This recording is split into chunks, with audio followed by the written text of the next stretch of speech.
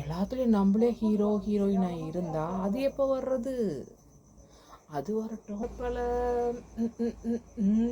அதெல்லாம் இருக்கும். என் பிள்ளைக்கு அதை நான் பண்ணுறப்ப தான், நான் பொறுமையாக இருக்கிறப்ப தான் அது தெரியுது. ஓஹோ, எங்கள் அம்மா அப்படி பண்ணாங்களே, எங்கள் தாத்தா அவங்க பிள்ளைக்கு அப்படி பண்ணாரே, கொஞ்சம் கெடுபிடியாக இருந்தாரே, ஓஹோ அது இதுதானோன்னு இப்போ தான் எனக்கு புரியுது. அந்த மாதிரி நம்ம அனுபவ பாடங்களை அந்த பிள்ளைகளுக்கு சொல்லி தரணுமே தவிர்த்து நம்மளே போய் முந்திரி கொட்டையாடம் போய் நின்றுக்கக்கூடாது. எல்லாத்துலேயும் நம்மளே ஹீரோ ஹீரோயினாக இருந்தால் அது எப்போ வர்றது? அது வரட்டும். நம்மளாம் அடி ஓடி உட்காந்துட்டோம். இனிமே ரிலாக்ஸாக பண்ணணும், ரிலாக்ஸாக போகணும்.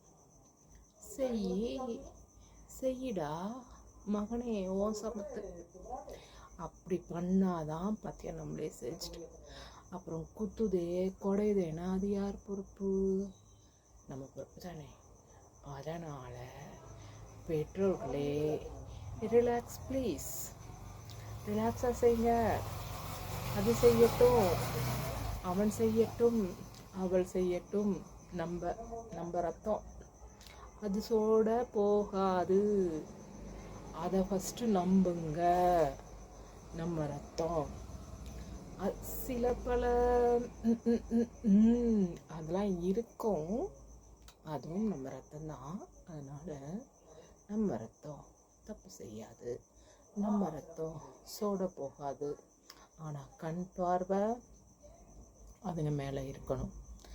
ஆனால் எடுத்து விடு, குழியில் விடு, அதுவே முட்டி மோதி வரட்டும் மேலே, அது பார்ப்போம். இருந்து பார்ப்போம், ஒரு எட்டை இருந்து பார்ப்போம். அதுதான் நம்ம கடமை. அவனுக்கு ஒன்றுனா நம்ம போய் நிற்போம், அது வேறு விஷயம். ஆனால் அனுபவப்படணும் இல்லைங்களா? அவங்க அனுபவப்படணும், அதுதான் மேட்டர். என்ன சொல்கிறீங்க? அதனால் அவங்க அடிபட்டு மிதிப்பட்டு வரட்டும்.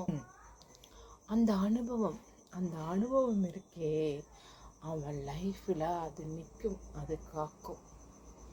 அதை கற்றுக் கொடுக்க வேண்டியது நம்ம பொறுப்பு.